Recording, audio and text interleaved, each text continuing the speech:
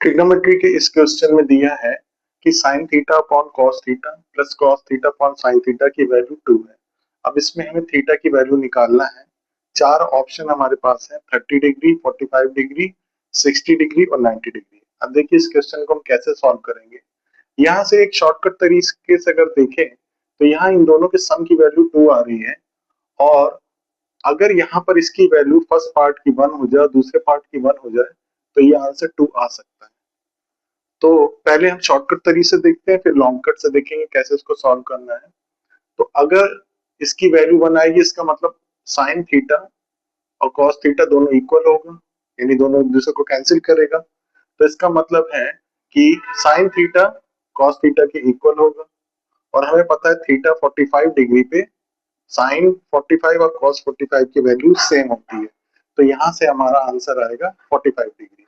अब इसको हम रीचेक करने के लिए दूसरे तरीके से चेक करते हैं कि कैसे हम इसको करेंगे। सेकंड मेथड से अगर इसको हम चेक करेंगे क्या इसकी वैल्यू 45 सॉल्व होके आएगी कि नहीं। तो यहां अगर हम एलसीएम ले लें तो एलसीएम हो जाएगा साइन थीटा कॉस थीटा, यहाँ 2 है वैल्यू। जब एलसीएम लेंगे तो ऊपर sine square theta plus cos square theta 1 हो जाएगा। हमें मालूम है साइन का डबल एंगल का फॉर्मूला होता है sine 2 sine theta cos theta. तो यहाँ 2 से मल्टीप्लाई करेंगे और यहाँ 2 से मल्टीप्लाई करेंगे, ये 2 और 2 कैंसिल हो जाएगा। तो यहाँ आ जाएगा 1 upon sine 2 theta is equal to 1। तो साइन 2 थीटा की जो वैल्यू है वो हो जाएगी 1, और 1 वैल्यू आती है साइन 90 पे।